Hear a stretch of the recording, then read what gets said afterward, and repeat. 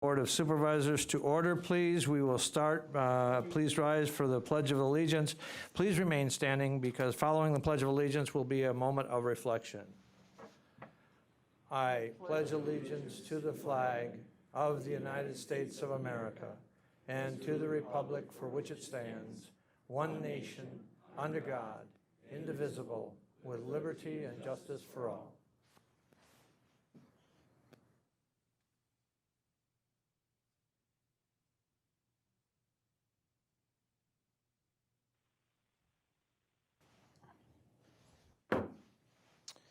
Thank you. We'll have the reading of the notice, please. An educational meeting of the Marathon County Board of Supervisors will be held at the Marathon County Courthouse, Assembly Room, 500 Forest Street in the city of Wausau at 7 p.m. on Thursday, July 22nd, and the agenda was duly signed and posted. Thank you. I would like to request that everyone silence their cell phones and any other electronic devices or place them on vibrate as to not interrupt our meeting. And I would thank you for that courtesy. And we will move on to roll call, and I would ask the clerk to call the roll, please. Beestrom.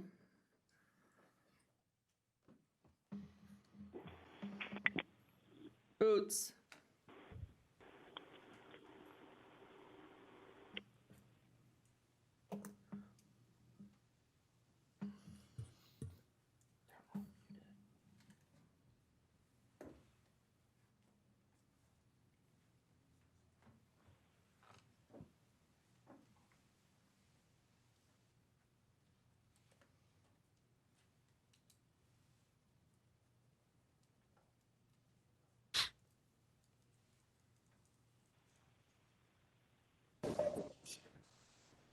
Yeah,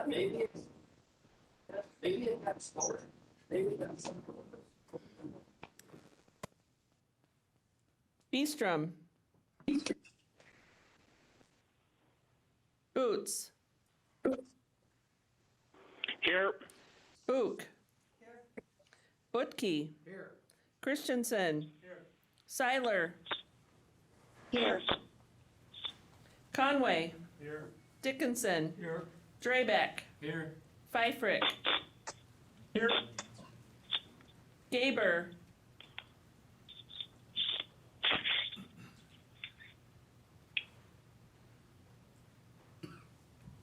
Gibbs. Here. Gonnering. Here. Guild. here. Gums. Here. Harris. Here. Jacobson. Here. Johnson. Here. Krause. Here. Lamont. Here. Langenhan. Here. Leahy. Here. Lowe. Here. Mask. Here. McEwen. Here. Oberbeck. Here. Opal. Here. Robinson. Rosenberg. Here. Schley. Here. Seefelt. Here. Soibert. Here. Van Cray. Here. Vol. Here. Zhang. Here. Beestrom.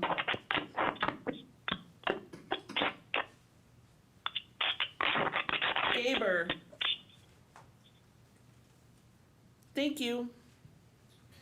Thank you. And I would I would like to welcome all the visitors that we have here, including the public viewing audience, and we will move on to 15-minute public comment.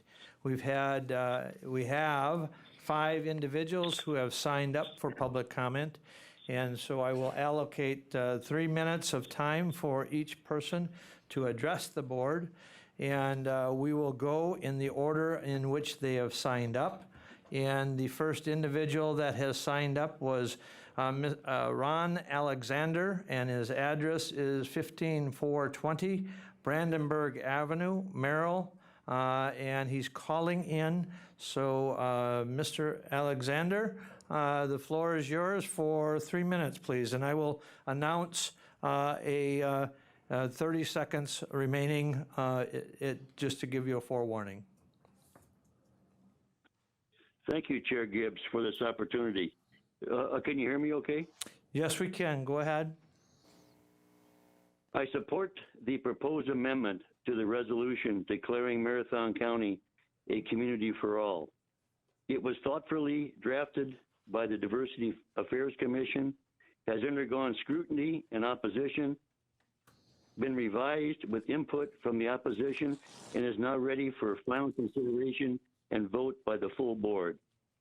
The resolution includes compelling indicators and evidence that maintaining the status quo is unacceptable and that we can do better as a community to address exclusion, prejudice, and discrimination. We need to acknowledge the input from our marginalized citizens in forming our policies and practices. We need to create safe opportunities and forums encouraging the gathering of citizens from diverse communities for socialization and conversation to get to know one another. The Community for All resolution is a statement that will provide focus for us to work on inclusion of all community members with the outcome goal of belonging. Thank you very much.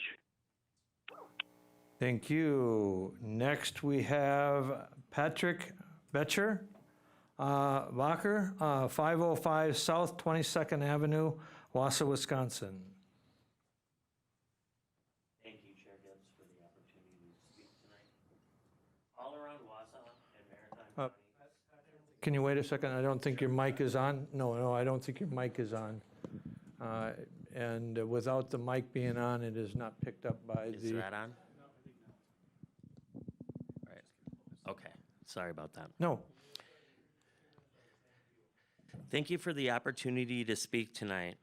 All around Wausau and Marathon County, support for a community for all is growing. Your constituents are inspired and encouraged by the positive message of all are welcome here.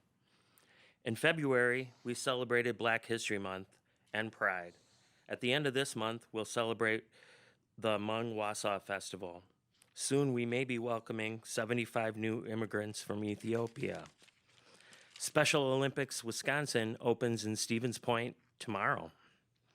Many cultures and diverse groups are excited and motivated by inclusion, acceptance, and diversity, and all of the positives included in a community for all. Please don't continue to keep this on the back burner.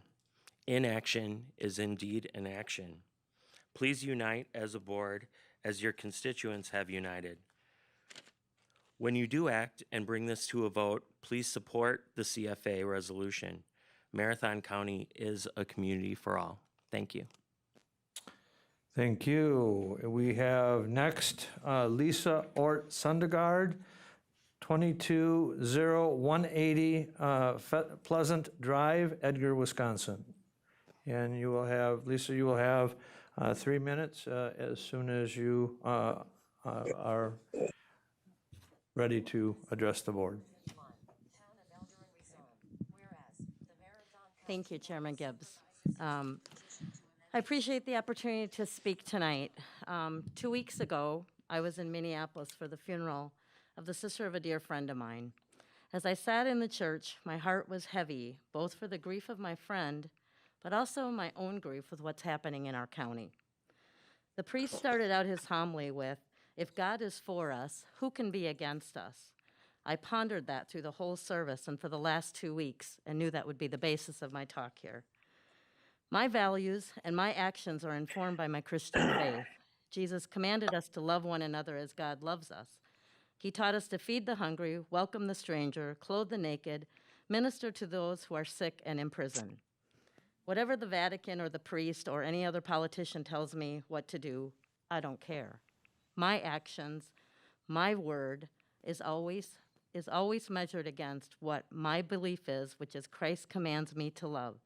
And Christ commands me to love everyone. He also doesn't say that it's okay just to say I love people because they're all made in the image of God. He's asking us for action. I have to show my love for my fellow humans if I'm going to live my faith, not just simply profess it. I have to be willing to see others suffering and take action to alleviate it. I have to stand up for injustice. It is my faith and my love for humanity that motivates me to implore you all to support the Community for All resolution. I have listened to my brown and my black and my gay and my queer and my older and my disabled brothers and sisters share their pain of not feeling accepted or seen and saying they don't have the same opportunities in this county as other people.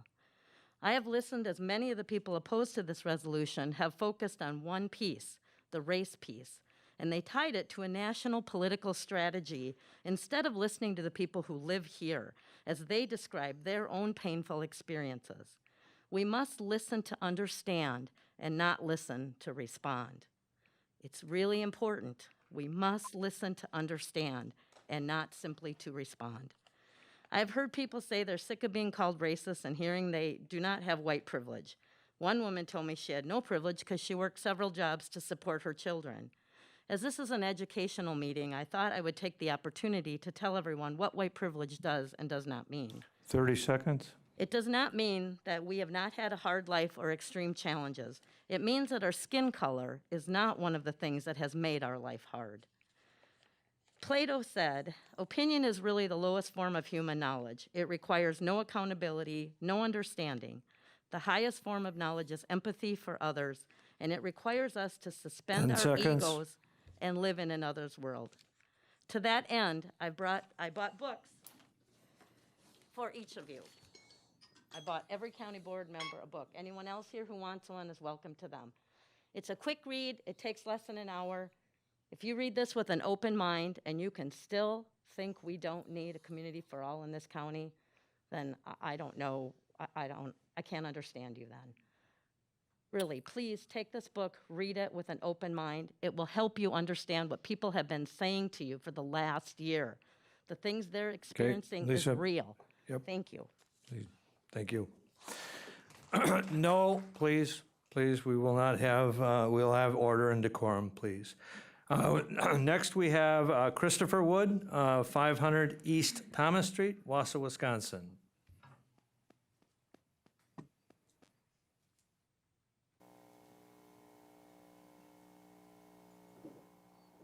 Hello, my fellow Americans. I hope everybody this day is well. Is that better? Yes. Hello, my fellow Americans. I hope everybody's day is well. I've only lived in the community of Marathon County and Wausau for a little over a year and a quarter now, and I absolutely love it. There is so much diversity here. It is already a community for all, in my opinion, from what I've seen. I have seen businesses owned by all colors of all ethnicities. There is so many different Asian restaurants. If you don't like that man's, egg rolls, you can go check out that lady's egg rolls. They got good egg rolls. They got different Mexican options. I've worked with disabled people. I've already worked in a variety of different places. I love helping everyone out, so I try to spread my work ethic around town. And action does speak louder than words. I've been told that many times my entire life. So this resolution is words. Actions which have been spoken for as long as America's been making change, way back when. I think we've talked about the Special Olympics we brought up, good sir. That's coming to Stevens Point. Okay, that's inclusive without the resolution needed. We already have the Black History Month. We said we're celebrating the Asian Hmong Festival, all happening without the resolution for all. And the resolution for all will have unintended consequences. The Community for All resolution will have unintended consequences. Those words mean nothing at the end of the day. It comes down to actions. God, if you believe in God, he put down a Bible, right? But that means nothing. Those words mean nothing if you're not willing to follow that Bible, if you're not willing to spread that gospel, if you're not willing to treat people with kindness and love them. And I do understand that this is a very complicated situation. Everybody is very kind. Everybody wants the best for each other. Everybody's here not because they're mean to each other, because they feel like anybody's better than anybody else. But everybody here wants the best for each other. And the Community for All is going to have unintended consequences. We have to use our actions. you know, not our words, not a resolution. We have to work together, and we have to get rid of the sides. It's really going to destroy us. I don't know how much time I have left, but 30 seconds. all right. Real quick. So, if we go down the street right now and we ask 10 people, do we think that this isn't a community for all? What are they going to say? I guarantee if we ask 10 people in here, do we think it's community for all? We say, yeah. If we go down the road and ask 10 people, and if we ask 10 more people, and we ask 10 more people, and if I went to Providence Stats class, which I did, I graduated in high school and I passed, thank you very much. That tells me from that sample size that it's community for all already. 10 seconds. Racism doesn't exist to the degree that people want to make it out to be. I seen you the other day. You remember I seen you and I said, recognize you. I love you, brother. I love all of Time. y'all. Keep fighting for America. Thank you. Next, we have Amy Leonov, 906 McIndoe Street, Wausau.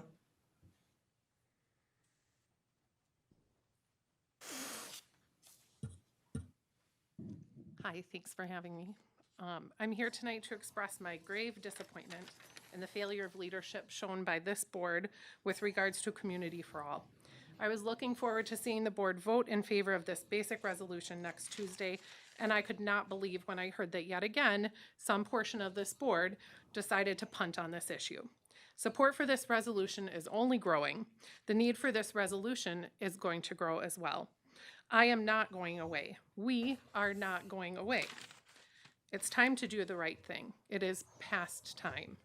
Please get a Community for All back on the agenda for August and get this done. Thank you. And that concludes our public comment period. And I want to thank all our commenters. And we will move on to education presentation and reports. And item 8A, standing committee chairpersons or designees.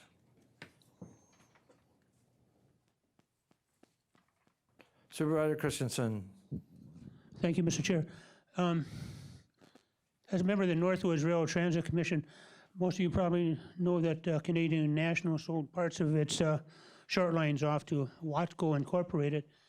And just a little brief history. Watco Incorporated was founded in 1983. It's a short line railroad, and they own several short lines throughout the United States.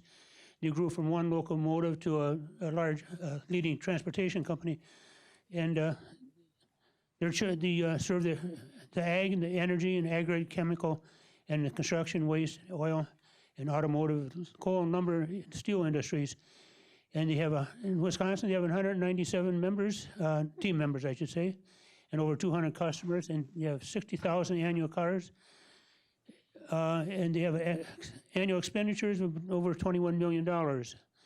And Watco is acquiring 650 miles of active and inactive rail lines in the upper Midwest and 250 miles in northern Ontario.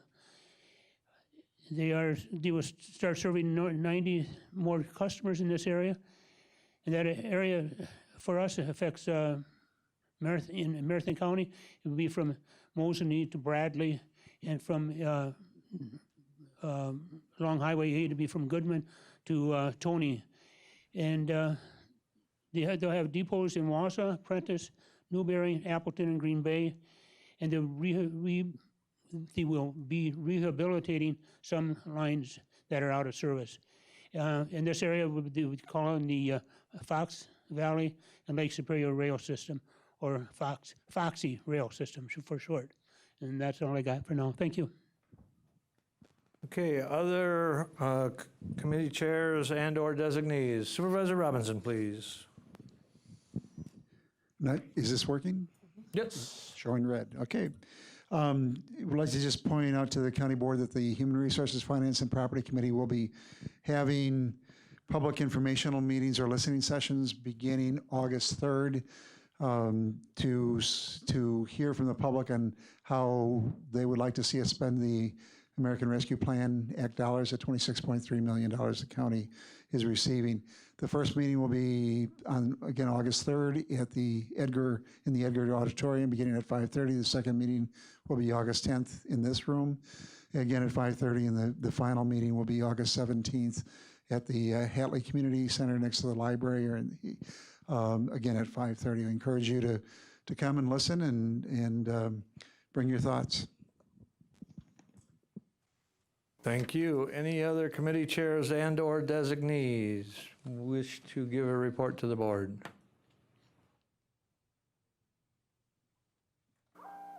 Okay, we'll move on. Item number 8B.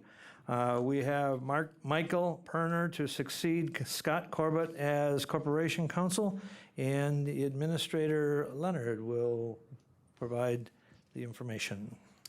Thank you, Mr. Chair.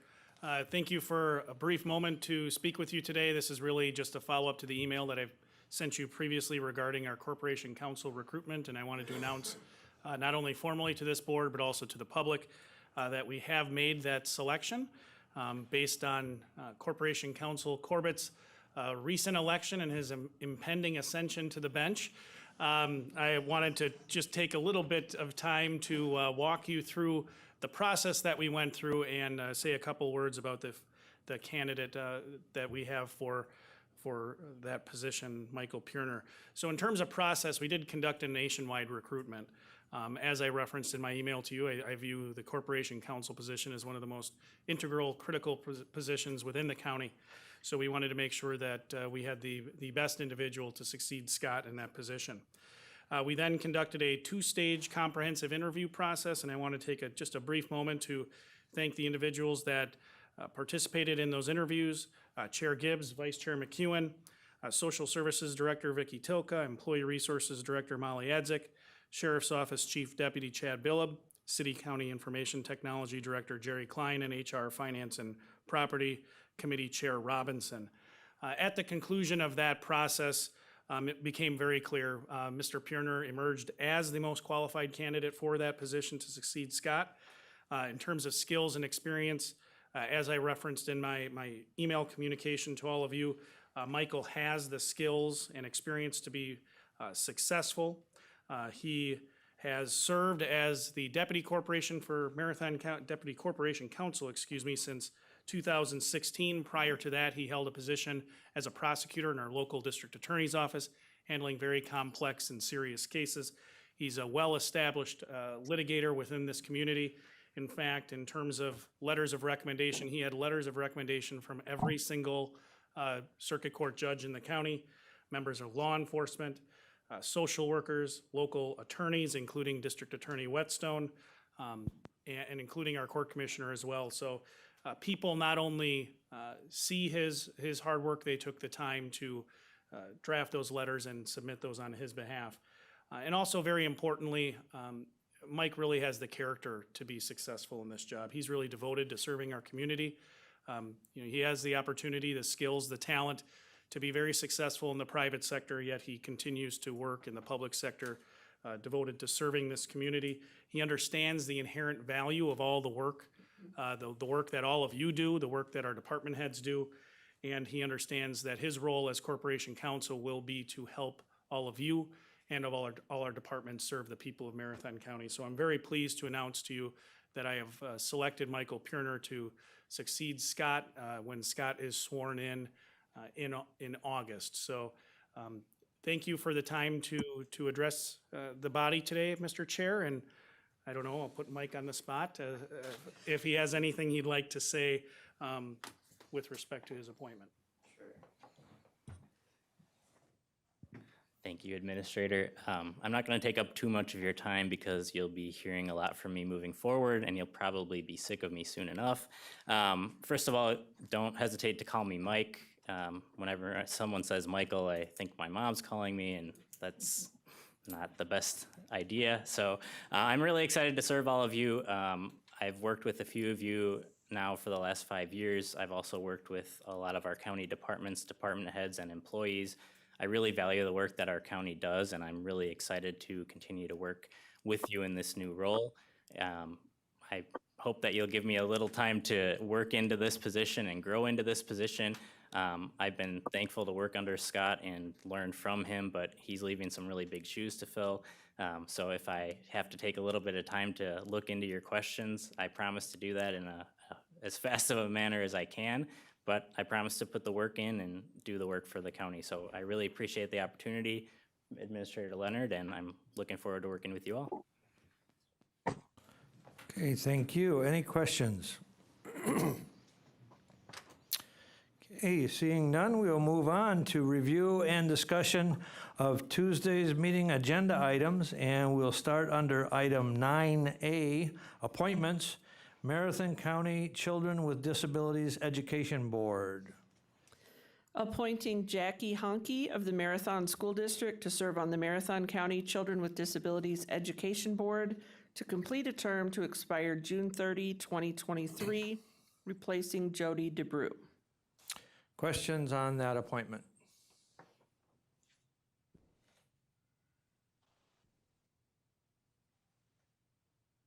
Questions on that appointment?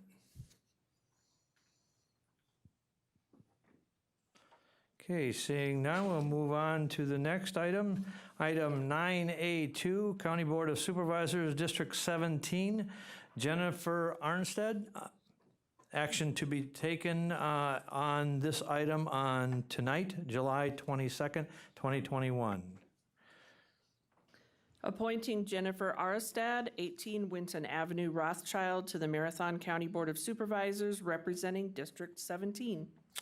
And I would like to give a little bit of background to the full board on the process that was used. So again, when the state statute spell out two potential different processes for vacancies, one is call for a special election. And that was not open or an option because the next election would have meant that that seat would have been vacant until April of 2022. Our board rules spell out the other option as it's spelled out in statute, and that is our board rules say that we will convene the committee, and the committee is made up of the chair and the vice chair.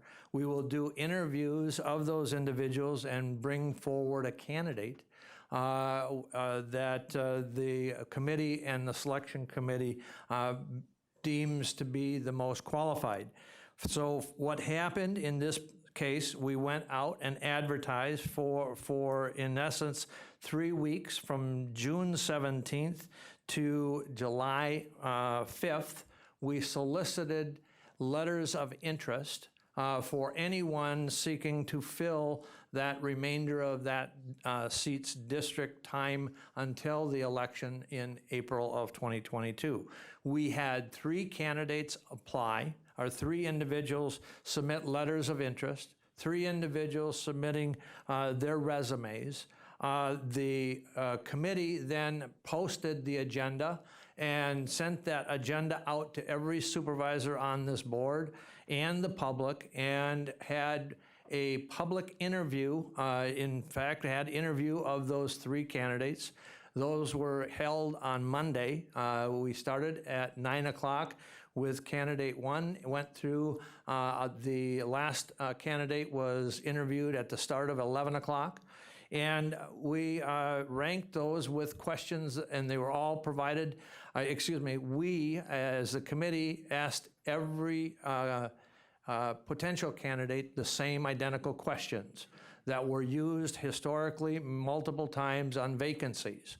They were ranked, those interviewees were ranked by myself and the vice chair, and we brought forward the best qualified candidate that we felt after ranking those individuals and interviews on pertinent questions that we asked. So again, it was open to any supervisor, any public individual. Those interviews are open to and posted as an open meeting. And so we invited anyone to attend.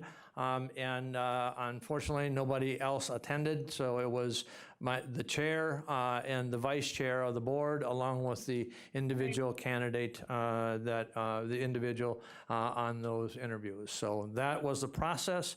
And again, it was unanimous between the chair and the vice chair that we bring forward, in this case, Jennifer Arstead. I'm sorry, I keep butchering that name. So any questions? And again, this is to be voted on by this board this evening. Questions? Supervisor Johnson. Thank you, Mr. Chair. I only have a question because we changed the rules as far as voting meetings, that they're required to be in person from now on. So I doubt that you asked this, and that's why I tried to get a hold of you earlier today. And otherwise, we would have had this conversation then. But my only concern would be, hopefully this is a person that believes in science and would support the health department. And, you know, we've just about got COVID whipped.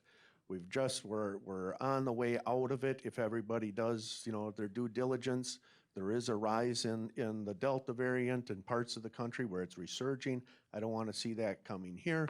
And I don't want a new supervisor coming to the room that isn't a believer in that, if that makes sense, since we're going to be in close quarters here. Look around the tables. So that was the concern that I wanted to relay to you. And I don't know if you addressed that with the candidates or not, but we're going to be in close proximity during these voting meetings now. So that was my question. Thank you. Thank you. And to answer the question, that was not a question that was brought up, nor was it a question that was asked of any of the 37 other supervisors on this board when we decided to move to, and this board voted to move back to in-person. Again, that's my response to that question. So any other discussion?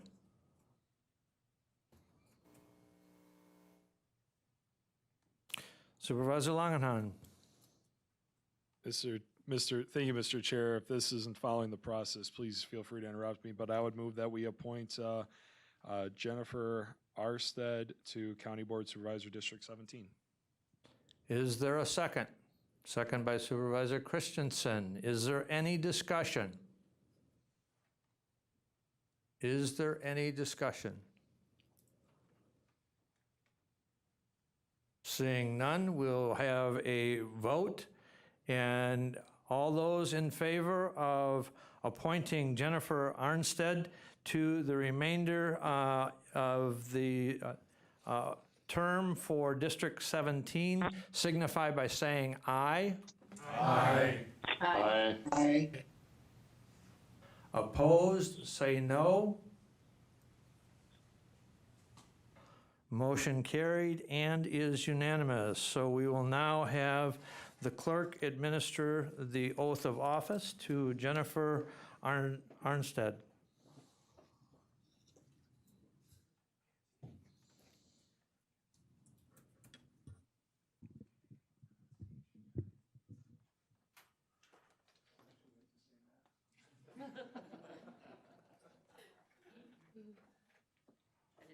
And it's Arstead. I will get it right. Or if you say it Norwegian, it's Orestad. I won't use the Norwegian version. Okay, Jennifer, if you'll raise your right hand and repeat after me. I, Jennifer Arstead, I, Jennifer Arstead, having been duly appointed to the office of Marathon County Board Supervisor District 17. Oh, sorry. Having been duly appointed to the office of Marathon County Board Supervisor, District 17, But have not yet entered on the duties thereof. but have not yet entered upon the duties thereof, Swear that I will support the Constitution of the United States. swear that I will support the Constitution of the United States And the Constitution of the State of Wisconsin. and the Constitution of the State of Wisconsin, And will faithfully discharge the duties of said office to to the best of my ability. the best of my ability. So help me God. So help me God. Right, you're official. I'm official. Sign your thing.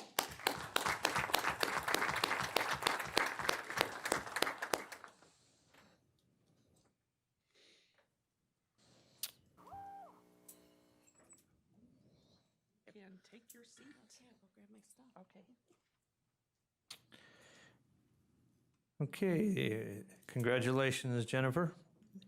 And we will now move on to under 9B, elections. We have an election of a committee at-large member.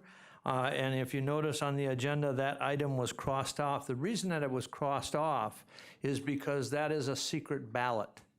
And with everyone being required to be in person on Tuesday, we will be able to then take nominations and have a secret ballot. There is no way that we have the technology right now to do a secret ballot with several people being joining by WebEx. And so I wanted to have the ability to have a secret ballot and everyone have an opportunity to be elected to that at-large position. So that election is being held off until next Tuesday. So is there any questions on the election process?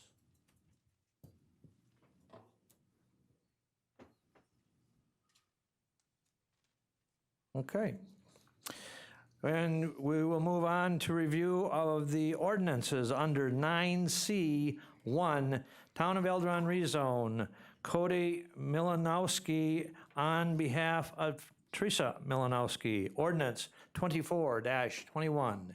Any discussion?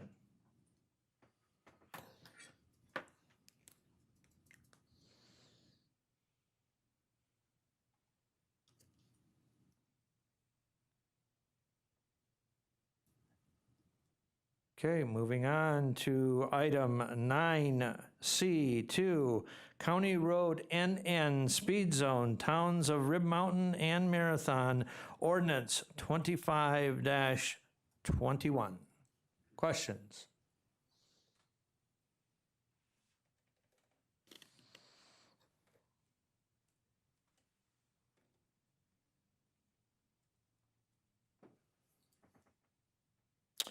Okay, moving on, item 9C3, creating section 2.05, parent 15 of the Marathon County Code to establish a Criminal Justice Coordinated Council, CJCC, ordinance 26-21. Any questions?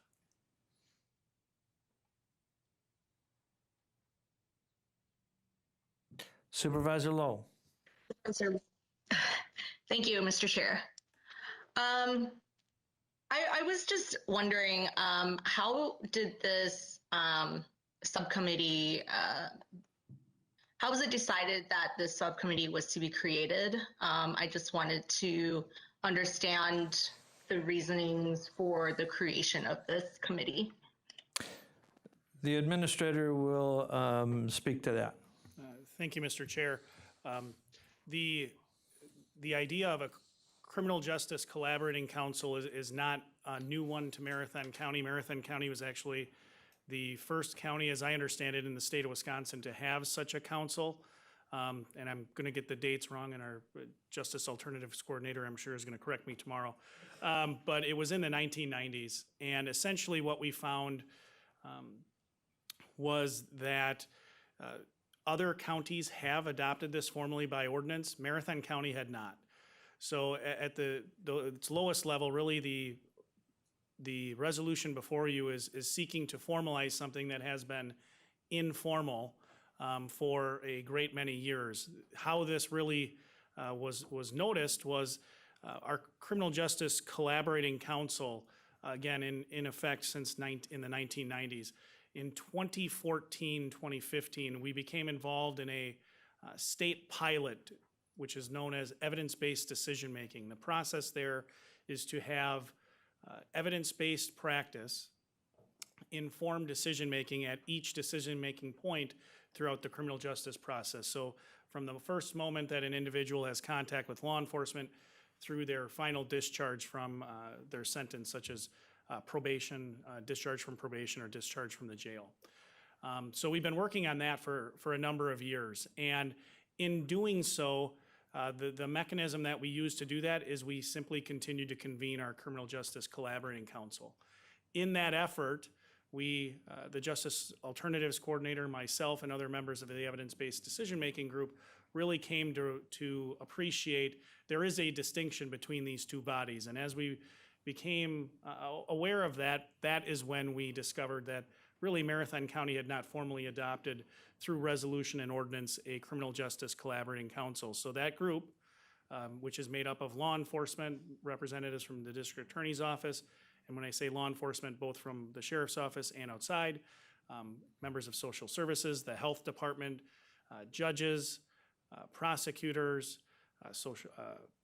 corporation counsel, and I'm sure I'm leaving others out, but it's a multidisciplinary team. We sat down and we reviewed those ordinances from other counties, and we crafted the resolution and ordinance that's before you. So that's the long-winded version of saying we're really just implementing or institutionalizing something we've been doing for a long time. I hope that answers your question, Supervisor. Additional questions? I have an additional question, Mr. Chair. Go ahead. Thank you. Administrator Leonard, could you give us an example of what other counties have done through this committee? In an example of how the committees conduct themselves? No, so I'm just wondering what sort of policies have come out of other county committees that have done the same thing?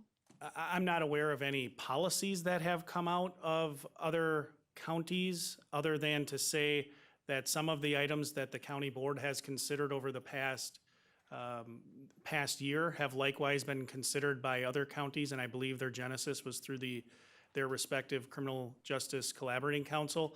One example that comes to mind is the recent adoption of a resolution in support of amending state statute to allow for participation by offenders charged with operating while intoxicated fifth and sixth offenses to participate in an OWI or drug treatment court.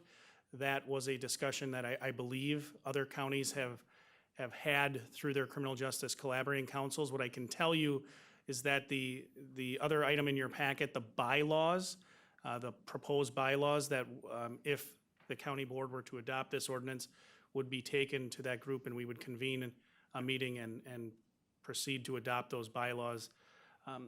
That those bylaws are very similar to other counties, again, such as La Crosse, Chippewa, Eau Claire, Rock, Waukesha, trying to think of all the counties that we reviewed their bylaws, but those are just to name a few that have similar structures, where you have the Criminal Justice Collaborating Council, as well as work groups within that structure. And this is my characterization of what the Collaborating Council seeks to do, is that it seeks to allow for the county board to send issues to the Collaborating Council, to those subject matter experts for consideration, but it also allows for the Criminal Justice Collaborating Council to address issues and make recommendations relative to policy to the board. So just as an example, and I don't know that this has happened in other counties, but it certainly could, is that if the Criminal Justice Collaborating Council were to make a recommendation to this body about how it should allocate funds through the budget relative to criminal justice system operations, the Criminal Justice Collaborating Council would be the venue through which those subject matter experts would meet and discuss those issues before making a recommendation to the board. At least they could do that. Not to say that they are required to unless the board were to request that they do that, but they certainly would have a forum to do so. Okay, any other questions?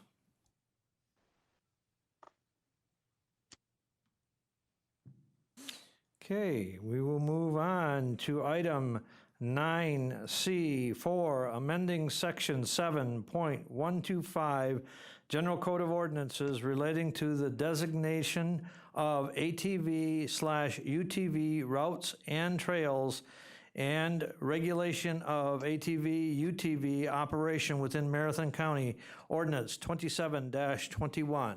Questions? Chair Supervisor Pfeiffer. Supervisor Pfeiffer, go ahead. At the meeting on Tuesday, I'll be requesting a minor amendment to the proposed ordinance that was pointed out to me by the Deputy Corp Counsel after the committee had made their recommendation.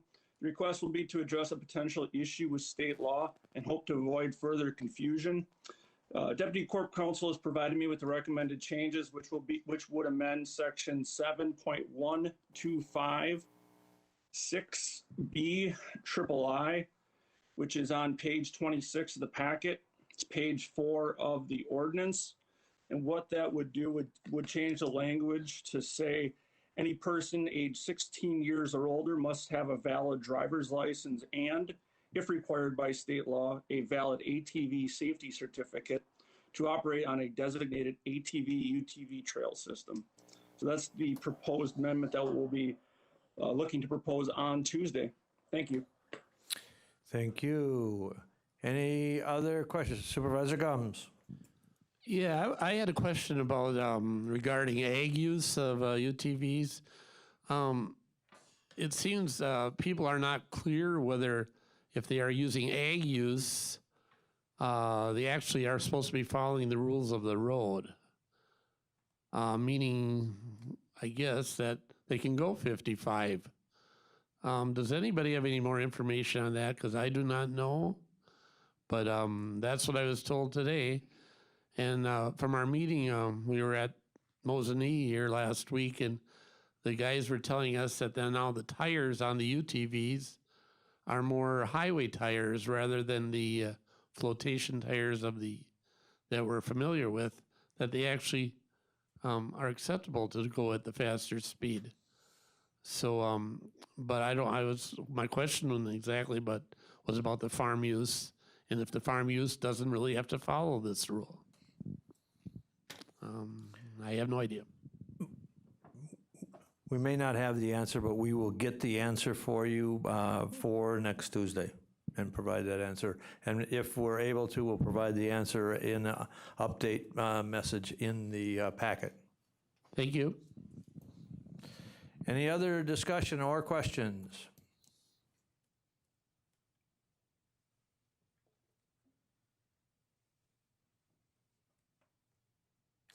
Okay, we will move on to resolutions. Item 9D1 from the Environmental Resources Committee. Item 9D1A, approval of the Town of Wausau Local Zoning Ordinance Amendment, Resolution 41-21. Any discussion?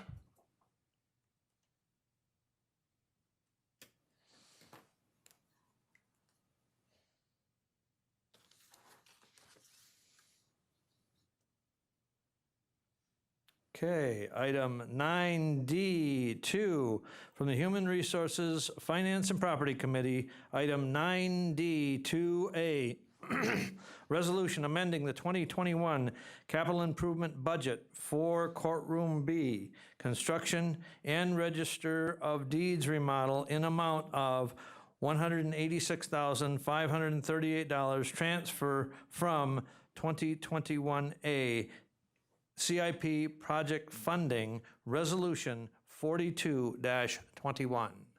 Any discussion?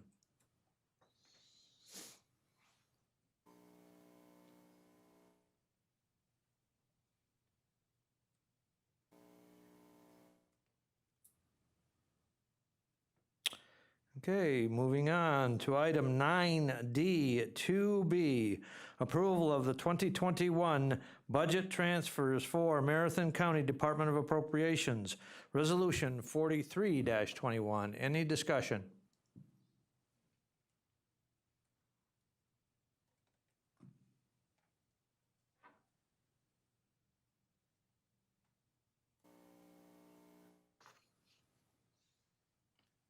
Okay, from the Infrastructure Committee, item 9D3, item 9D3A, a resolution approving the grant by Marathon County of a temporary easement to the Village of Weston, resolution 44-21. Any discussion?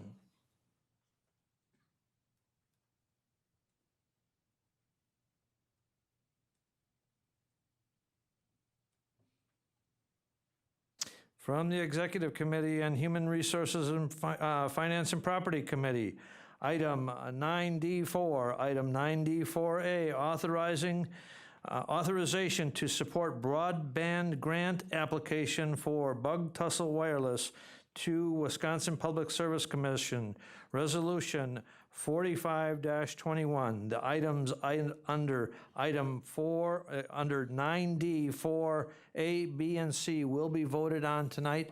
And the reason for those votes are the deadline for the PSC grant applications is 4:30 on Tuesday of next week, and so our voting meeting would be too late for these resolutions to be included in the application for support if that's the desire of the board. Any discussion on, and what is your pleasure on item 9D, 4A? Motion by Supervisor Christensen and second by Supervisor Johnson.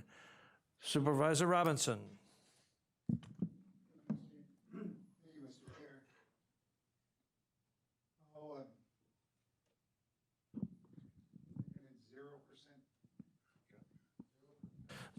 0% battery life?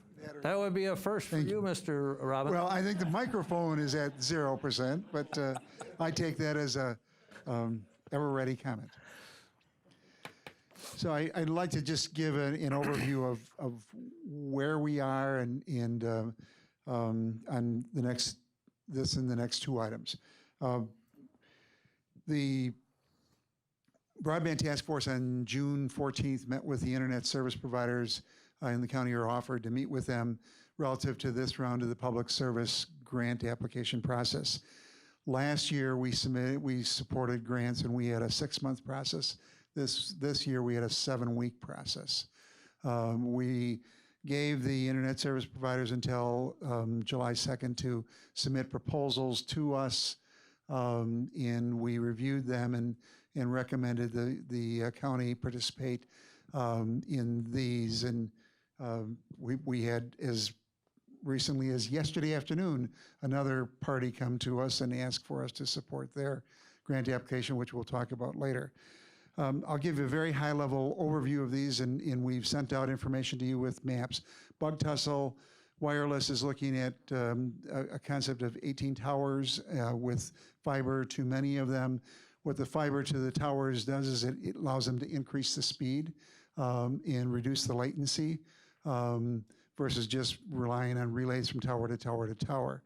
They're also proposing to connect to the residents or the businesses along their route. So there will be fiber to the premise at a number of these facilities.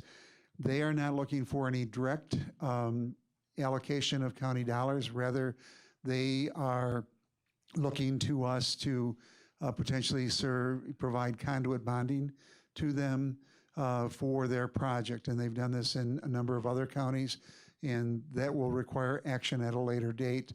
What we are supporting today is their proposal for providing the towers throughout much of the county in the unserved and underserved areas. The second proposal is for Serenity. That is former Wittenberg-Tel. It serves the eastern part of the county, and they're looking at expanding service fiber to the premise in the town of Norrie, in the Norrie Lake and Mayflower Lake area. And the final proposal is for Country Wireless, and they are proposing fiber to the home, a direct fiber link to one of the projects. They're in the town of Spencer and the town of Cleveland. And the second one would have a microwave relay and then fiber to the premise. The initial one will have gigabyte service, and the other one will have a little bit slower service. The long-term plans call for a build-out. As with Bug Tussle's long-term plans are to try to extend fiber to the premise. The problem with fiber to the premise is that the cost is over $200 million in the county. We simply don't have the dollars in the county to do that. So if we can get wireless with higher speeds and less latency, or the difference between the upload and the download speed, we're advancing it. And the Broadband Task Force and the Executive and HR Finance Committee all are unanimous in their support of these projects. Questions? Supervisor Gomes. Supervisor Robinson, would you be kind enough to show us on the map for people that are here where Bug Tussle is, we're talking about? I think it'd be good information. We might be able to pull up the map and put it on the screen.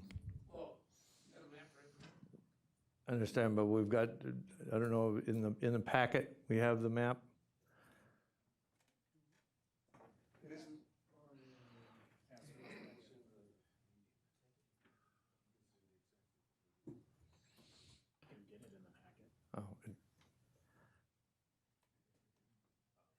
Well, tentatively, they're going to make a circle around Marathon County, and it is in the northern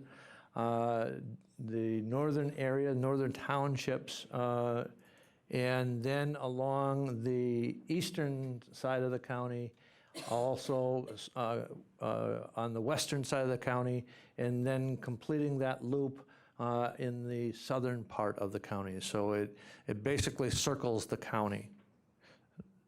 Go ahead, Supervisor Johnson. Thank you, Mr. Chair. I would urge everybody to take a look at the presentation that Bug Tussle did. I mean, they really spell it out very, very clearly. And Chairman Gibbs is correct about the ring around the county. It's essentially what we came up with from Design 9, where we would have paid the cost for building out that fiber ring. Correct. But Bug Tussle is going to do it, and basically all we're doing is guaranteeing bonding authority, is my understanding. But right now, it is just to allow them to put in the application saying that we are willing partners, because it needs to be a partnership, and that's the case on all three of these. However, Bug Tussle seems to be the most ambitious of the three, and I, again, would urge you to watch that presentation by the CEO of Bug Tussle to the executive. That was to the executive committee, was it not? Executive Committee and Finance. It was a joint committee. Excellent and informative. Thank you, Mr. Chair. Thank you, and you're absolutely correct. That meeting, we did send out a link. The chair of the Broadband Task Force and myself sent out a link to that in an email to each of you, addressed to each of you yesterday. That meeting was recorded, and so if you search your emails, you will be able to see and view that whole process. But you also see in front of you the map, the proposed map that they have, the red line that basically circles the northern part of the county and then goes up the eastern and western side. Also shows in this map that is currently up, shows the potential or the proposed towers, approximate locations of the proposed towers. The blue area that surrounds those circles is the potential coverage area that the towers will cover.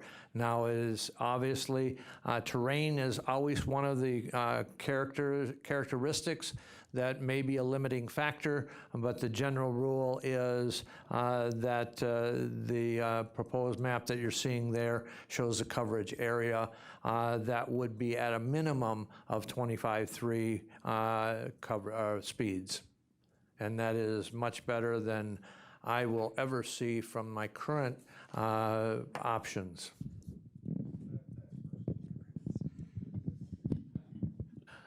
Questions? Supervisor Lowe. Thank you, Mr. Chair. Yes, I also just wanted to say that I couldn't be at the executive meeting for all of the presentation when Bug Tussle gave the presentation, but just from what I heard, I was very impressed as well. It was funny to me that when he started the presentation, he's an older man, and so I was like, oh, I don't know what's gonna happen here, but he was very informative, and he, gave a really good presentation, a lot of good information, and I'm really excited about see this project as well. So I would also encourage everyone to take a look at that video. It was very informative. Thank you. One of the things that has been discussed at length by the Broadband Task Force, by this county board, I've served on this board now 15 years. 13 years ago, we started and had a task force on broadband expansion. We hoped at the end of that, we had an understanding of where the issues were in the county. And if you look at the county today, 13 years later, the same identical areas that have a lack of service or a lack of options or underserved or unserved remains virtually the same. And the pandemic has exacerbated the need for broadband for everyone. So, when we've had, and now I think it is a national priority to expand broadband to every citizen in the country. And the state has stepped forward and put significant dollars forward in the PSC grant. This grant cycle. They've also, the legislature and the budget has put in additional resources, so there will be additional grant cycles potentially that'll be administered by the PSC. The federal government has stepped forward and put significant dollars in for broadband expansion. So I'm excited to actually hopefully see some progress in broadband expansion to the underserved and unserved in this county to bring everybody up to what is now a need, is absolutely necessity and not a luxury. Any other Supervisor Guild?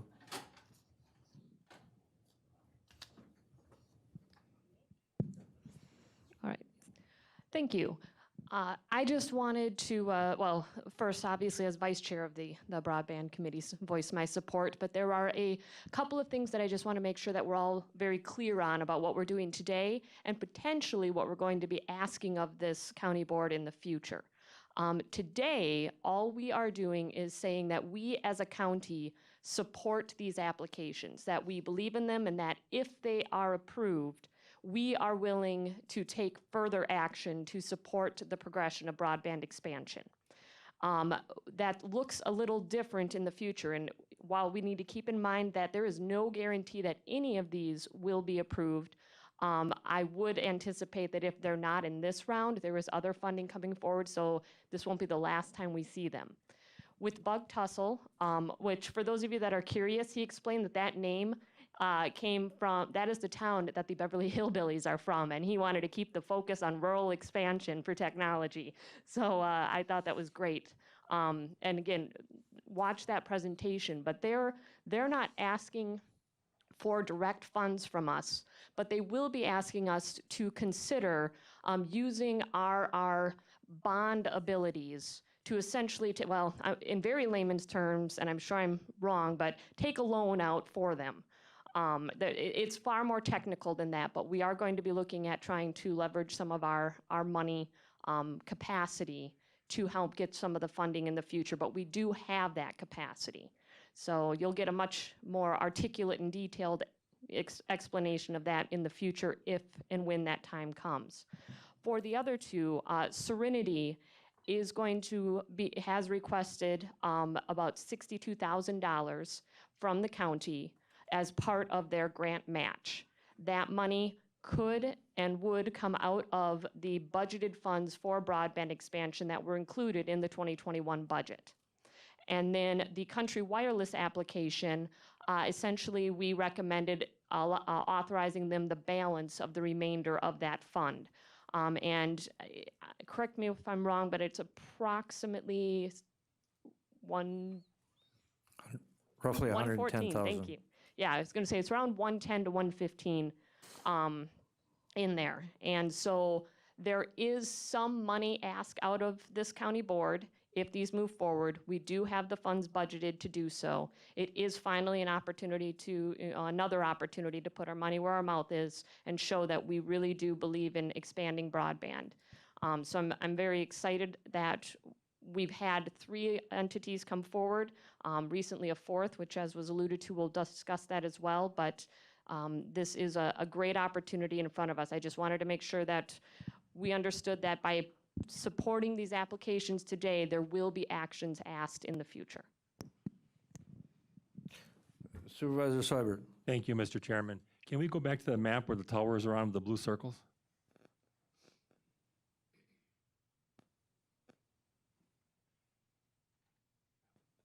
Now, there's some major areas that between Spencer and Marshfield. That's a highly populated area, and I see there's no tower planned, or do they already have service in that area? In a lot of cases, the areas that they have identified is the areas that are significantly underserved or unserved. The other areas in the county do have options. Country Wireless is one of those in that area, but they have identified the largest need that they can address. And again, I think it was alluded to by Supervisor Johnson that this is very similar to the Design 9 study that was done at an estimated initial cost then at roughly $30+ million that the county would have had invested. However, the ISPs, meaning the private companies, if we built it, said they would not come and utilize it. So they want their own infrastructure that they're utilizing. Thank you. Supervisor Johnson. Excuse me, Supervisor Robinson. Thank you. There are a couple of other things that are in play too, Supervisor Seibert. We have the Rural Development Opportunity Fund, which was through the Federal Communications Commission. They awarded, or in the process of reviewing and awarding contracts to Charter Communication for a significant portion of the underserved areas, as well as LTD, a company out of Minnesota that is going to be providing gigabyte service. The requirements for the PSC is that it's be or underserved with fiber. And there's an expansion. This will not get at all areas of the county. There will still need to be work done if this is awarded. One of the benefits of the bug tussle proposal is that in addition to having the wireless towers, they're co-locating on them in many cases cellular service. So you should see an improvement in cell service and coverage in many parts of the county, which is an issue that we heard loud and clear in March of last year relative to public safety and their ability to communicate with the 911 dispatching. So there are some other benefits. This will not answer all of our or address all of our problems, but it is a significant start if it is funded. Other questions? We have Supervisor Dickinson. Thank you, Mr. Chair. As someone who represents the southwest part of our county, town of McMillan, town of Cleveland, town of Eau Plaine, and the village of Stratford, this will directly impact our area. And so as the task force was coming up with their work, I did reach out. I asked just residents to reach out to me because we wanted to have addresses to see if people were really underserved.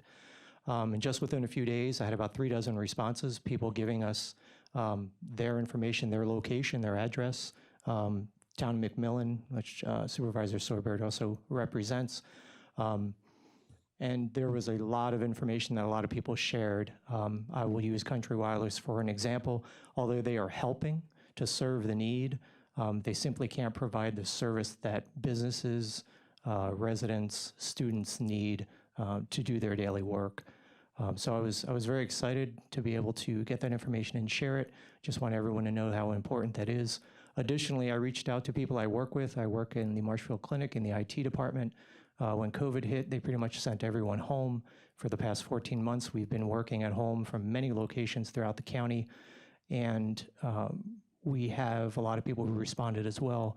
It's just a direct need that has impacted all of those persons and the clinic business. And the clinic business also is the telehealth, not speaking for the clinic, obviously, but we saw in our letter how important telehealth is, and this will help with that as well, that people can get the care that they need. So I'm fully in support of this, and I just wanted to share that with everyone. Thank you. Thank you. Any other discussion? Any other questions? Again, these items, item 9D, 4A, 4B, and 4C are slated for action. What is your pleasure? Well, excuse me, we have a motion on the floor by Supervisor Christensen and a second by Supervisor Johnson. Is there any further discussion? And the motion to approve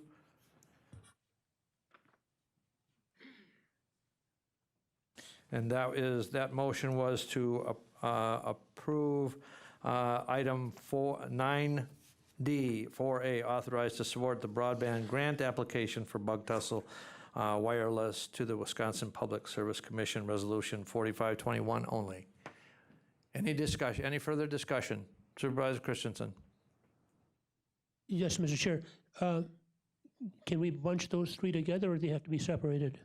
Right now we'll take them one at a time because the motion, we already have a motion on the table. Okay. Any further discussion?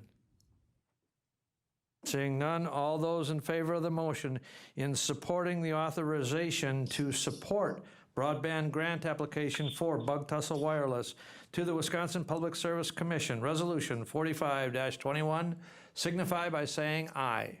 Aye. Aye. Aye. Opposed, say no. Motion is carried unanimously. Thank you. We will move on to item 9D, 4B, authorization to support broadband grant application for Serenity to the Wisconsin Public Service Commission, Resolution 46-21. Motion by Supervisor Langenhahn and seconded by Supervisor Conway. Is there any discussion?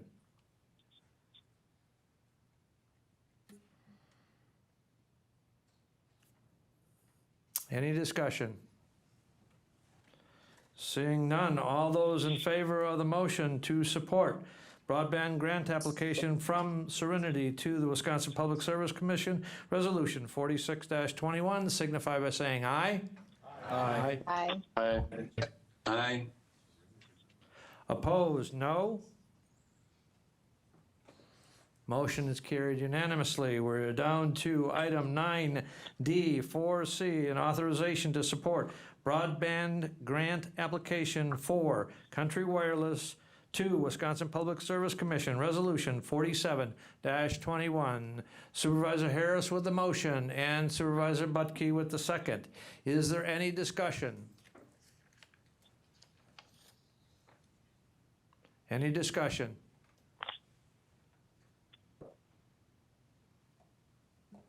Seeing none, all those in favor of the motion to authorize to support the broadband grant application for Country Wireless to the Wisconsin Public Service Commission, Resolution 47-21, signify by saying aye. Aye. Aye. Aye. Opposed, no. Motion carries. Thank you. We will move on. From the County Board of Supervisors, item 9D, 5A, changes in the supervisory district boundaries resulting from City of Wausau annexation, Resolution 48-21. Any discussion? Vice Chair McEwen. I was just making a motion. That item is not up for a vote tonight. That will be voted on Tuesday. Okay, thank you. Any discussion? Okay, then we'll go on to item 9D, 6 from the Executive Committee, item 9D, 6A. And I apologize to the board.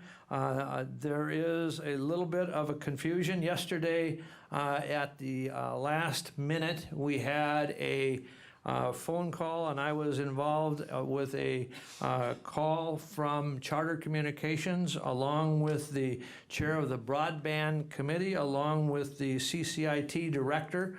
And they did have initially, when the Broadband Task Force had the meeting and requested the ISPs to provide information about potential grant applications, they did mention that they were going to be potentially providing a grant application to the Public Service Commission.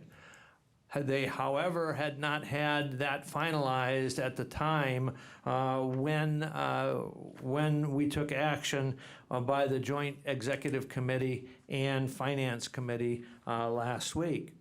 They called yesterday and they had their plan finalized, and it was included in the packet today, their email explaining how many addresses that they will their proposed project will in effect impact, potentially 2,370 addresses with 551.9 miles of fiber to the residents is the proposed project. They are going to submit a grant application to the PSC, and I neglected to have that on the agenda for board action tonight. And so the executive committee did meet earlier this evening and approved and authorized support of that application, and also they authorized support of a grant application that the county would be the authorizing grant applicant with Charter to the National Telecommunications and Information Association. Administration, excuse me, the NITA. Now, the due dates of those, again, the Public Service Commission due date is July 27th at 4:30. And because it is not on the agenda for action, I am going to call for a special meeting of the board to take action on one item for Monday at 6 p.m. And it will be by WebEx, and will be one item to vote on, because we want the general public to clearly, out of transparency, know exactly what this board is taking action on. And because it was not agendized properly, we are not going to take action on that tonight. However, again, the support would be, or the potential item for action will be a support for a broadband application, a grant application by Charter Communications to the Public Service Commission. That will be the actionable item that will be agendized for a Monday meeting at 6 p.m. We need a minimum of attendance of 50% plus one member of this board to be in attendance to take action. And so if somebody is not available, please let me know so that I can keep track that we have a quorum for that meeting. But we will also discuss anything else, and the chair of the Broadband Task Force and/or Jerry, if I've left anything out on that agenda item, please by all means follow up. Supervisor Robinson. And again, the request for us is not for any money, but they're kind of playing, they've got a contingency plan. So what their plan one is to go to the Public Service Commission for trying to get, they're putting in $7.1 million for that project. They're looking for $14.9 million from the PSC. If they are not funded, then they are looking secondarily at the NTIA, National Telecommunications and Information Administration. And we won't know that until after the grants are due. So they've asked us, apparently they need a government or another entity to make that application. We are in the process of defining that arrangement. I think, while they're not asking for money, there could be administrative expenses associated with our being that applicant. We want to make sure that between now and Tuesday, we will make sure that we limit those expenses in our obligations, but they've indicated in our meetings that they would do most of the work on the application. Again, the resolution and information can be found in the packet on page 62 through page 64 if you've downloaded the updated packet. Supervisor Johnson. Gibbs. Thank you, Mr. Chair. As Supervisor Robinson stated, that they're still kind of nailing down details. I would just ask that any information that does get nailed down prior to that Monday meeting be sent out in an email to all the supervisors so we can all be better informed and ready to vote and get back on with our lives on Monday. Okay, let's be clear. There's two different things that we're looking at. Item number 1 on Monday will be in support of the Public Service Commission application. Okay. Tuesday will be the potential grant application that will be voted on Tuesdays.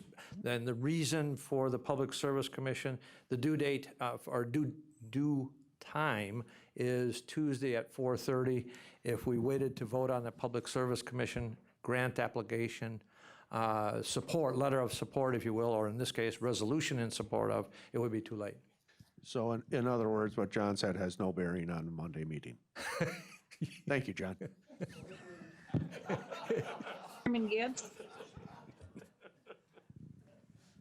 Chairman That's Gibbs. your characterization, not mine. Supervisor Robinson. In my defense, I was talking about the item on the agenda. So I think what this points out, Supervisor Dickinson had at one time asked, do we have any maps showing where we have coverage? There isn't a map that's been made that's accurate. And as we go through this, the dynamics change. From last week when Sarah prepared the background information, the numbers have all changed. And this is a very dynamic process. We are trying our best to be ahead of it. We have this grant cycle for the PSC ARPA dollars. We have $150 million over the next year and a half, thanks to the legislature and the governor, through the Public Service Commission in the normal grant cycle. Contrast that with the $24 million that was available last year. There's a lot of dollars coming in. If we're going to be serious and try to be players in this, we need to get out there as soon as possible. There are now fiber shortages and delays with fiber, and I think we're fortunate to have some companies that were a little bit more forward-looking. Some of them have stockpiled fiber. Some of them construct their own towers, so some of those delays hopefully won't affect us. But there's a lot going on, and look for very dynamic and changes from meeting to meeting. The map that you're currently seeing up in front of you basically shows the pink is the proposed the buried cable for charter. The RDOF grant reverse auction awards were in the dark blue and dark red in the map. Now, that was a reverse auction that was awarded again to Charter Communications and also LTD, but they have in fact a 6-year build-out ability to build out. So we're talking 6 years potentially before you're going to see those completions, but they're still in the process right now of evaluating those awards. And they're significant in the amount of fiber that would be buried, and it's fiber to the home in those projects. So that's why it's changing every day, and we have also significant amount of federal money in grant applications and grants that are being set aside. We also have an infrastructure package that may be coming from the federal that may be addressing broadband issues throughout the United States. So that's where we're at. Again, we're going to be calling a special meeting of the board for 6:30 on Monday. And again, let me know if you're not available. Supervisor Gomes. Could I ask Guru, Mr. Robinson, a question? Is that really 551.9 miles or 51.9 miles? It is fiber. 551.9 miles. Well, That's running miles, so they may not be 550 miles, so that it depends on, whether they're running to another home down a road, but it's 551.9 miles. The difference between this and the bug tussle and the others is that this is providing fiber to every one of those homes versus the towers, and that's why you get the difference. That's why the cost of fiber to the county is in excess of $200 million.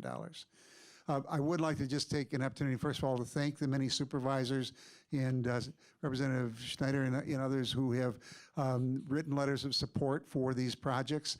We still have time, and Charter today requested that we could, if we could, to write more letters. If you can funnel those through Tasha in the administrator's office, we can package those, but it's not too late. If we get them in today, tomorrow, they would be very much appreciated. Scott Nyman from Wittenberg-Tell, Serenity last year was ranked number 4 in the state of all the projects submitted, and he attributes a lot of that to the significant number of letters of support that we generated. So it is important. If you haven't yet and can, please do that. I know a number of supervisors have, so thank you for that, and not too late. Supervisor Mask is next. That was what I was going to ask, was about the letters, if we could still submit a letter for Charter if you needed it. So thank you. Yes, we can. Supervisor Lamont is next. Thank you, Mr. Chairman. Can you clarify what time again the meeting is Monday?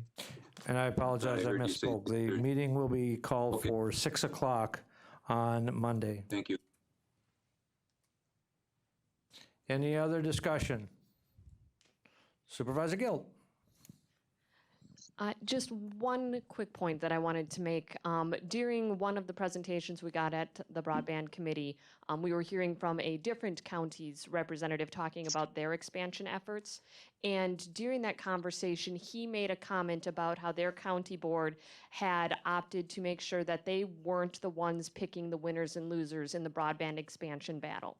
And so obviously we have essentially 4 different plans in front of us, and there is clearly overlap in where these different businesses are looking to go. And I want to make sure that you understand that when we made these recommendations, it was with that in mind, that it's not up to our county board to decide which businesses should go where. So that is why we are willing to bring forward and consider any solid, good proposal and support it in the best way that we as a county think it should be supported. 2 of these entities are asking for funding from us. 2 of them are asking for other forms of support. I'm sure I hope there will be more inquiries in the future. And I think we need to just remember that it's our duty to make sure that the individual applications and proposals are in the best interest of our county, but that we want to be very careful not to try and say, well, we like this service or this company better in this certain area, and be tempted to deny anything on those grounds, because the more options that we have, the better it is for our county.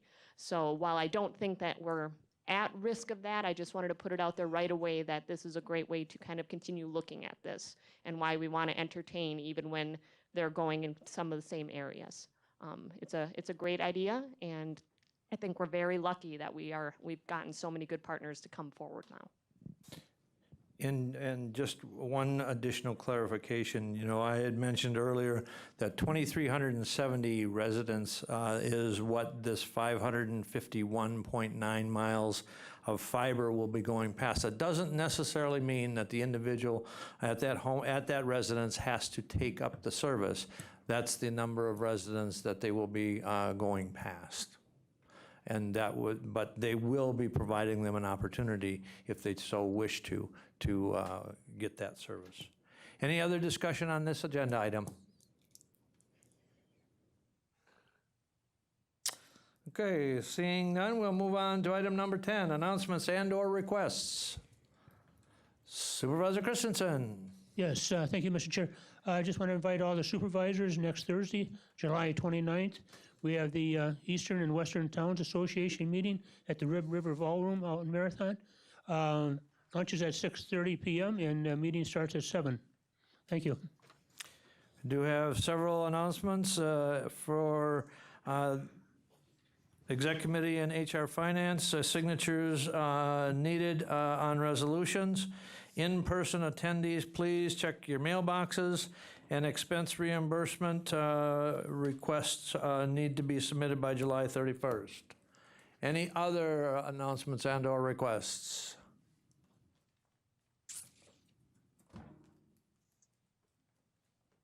Supervisor Zhang. Thank you, Mr. Chairman. I just want to use this opportunity here to invite members of the county board and the viewing public to the Hmong Wausau Festival that will be occurring next weekend, the 31st and July 1st. We are expecting to reach record-breaking numbers for this festival. So if anybody has any questions, please do not hesitate to contact me. And looking forward to sharing a weekend of fun with everybody. Thank you. Thank you. Any other announcements and/or requests? Seeing none, we are down to item number 11. Motion by Supervisor Seefeld and second by Supervisor Johnson to adjourn. Is there any discussion? Seeing none, all those in favor of the motion to adjourn signify by saying aye. Aye. Aye. Aye. Opposed? No. They can stay here by themselves. And we stand adjourned. Thank you, ladies and gentlemen.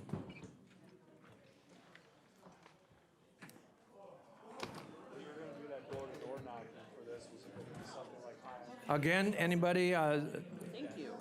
Ms. Sundergaard offered those books to anybody that wants one.